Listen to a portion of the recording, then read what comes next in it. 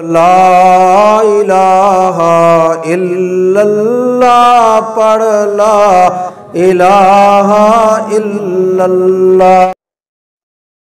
کہتے جی کہ ریشم کی قالین پہ بیٹھنے کا یا نماز پڑھنے کا کیا حکم ہے کوئی ہے؟ تو یہاں تو ریشم کی کوئی چیز ہے ہی نہیں، یہ آپ کو غلط فہمی ہے، یہ تو ساری سنتھیٹک ہے، ریشم تھوڑی ہے۔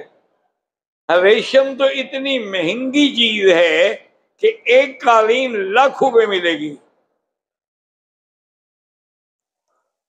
وہ مردوں کے لیے پہننا حرام ہے، یہ تو نہیں کہ بیٹھنا بھی حرام ہے، پاؤں کے نیچے رگڑنا بھی حرام ہے۔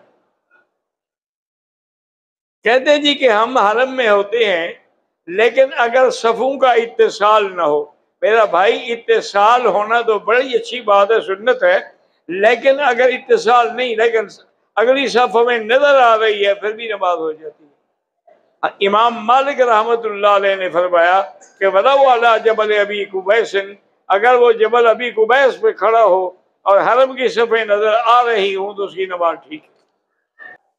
میرے والد کے لیے مغفرت کی دعا کریں، اللہ سب کی مغفرت فرمائے۔ پہلے دن ہم نے رمی کی فجر کی نماز کے دوران پتہ نہیں کیا لکھا ہے، دوسرے دن بھی میں نے فجر کے فوراً بعد کی، پتہ نہیں تھا، تیسرے دن کرنی تھی مگر پڑھا کہ محرم کے ساتھ ہے تو رمی کر سکتا ہے، فجر کے بعد نہیں ہوتی، پہلے دن جو ہے وہ فجر سے لے کر زوال تک افضل ہے، سارا دن جائز ہے۔ 11 تاریخ کو وقت شروع ہوگا زوال سے غروب تک افضل ہے، پھر رات کو بھی جائز ہے۔ 12 کو بھی وقت شروع ہوگا زوال کے بعد، اگر اس کے علاوہ آپ نے غلطی کی ہے تو پھر دم پڑ جاتی ہے۔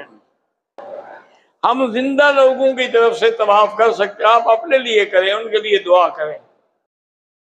ایک ہی طواف ایک کے لیے ہوتا ہے، ایک حج ایک کے لیے، نہیں کہ ایک حج کرو سب کا ہو گیا۔ بچے کے کان میں جو اذان دیتے ہیں اس کی حقیقت بھی یہی عقیدہ توحید ہے کہ سب سے پہلے اس کے اندر اللہ اکبر اللہ کا نام جائے۔ حاجی کے لیے کون کون سی زیارتیں ہیں مکہ مدینہ میں؟ میرا بھائی مکہ ہو یا مدینہ، یہاں تو قدم قدم زیارت ہے، ہر ذرہ زیارت ہے۔ تو اس لیے مثلا مکے میں آپ ہیں، جبل نور ہے، غار ثور ہے، عرفات ہے، منا ہے، مزدلفہ ہے، اور اسی طریقے سے مسجد صدیق اور کئی مقام ہیں۔ لیکن جب آدمی اللہ کے گھر میں آ جائے تو پھر باقی زیارتیں ڈھونڈنے کی کیا ضرورت ہے؟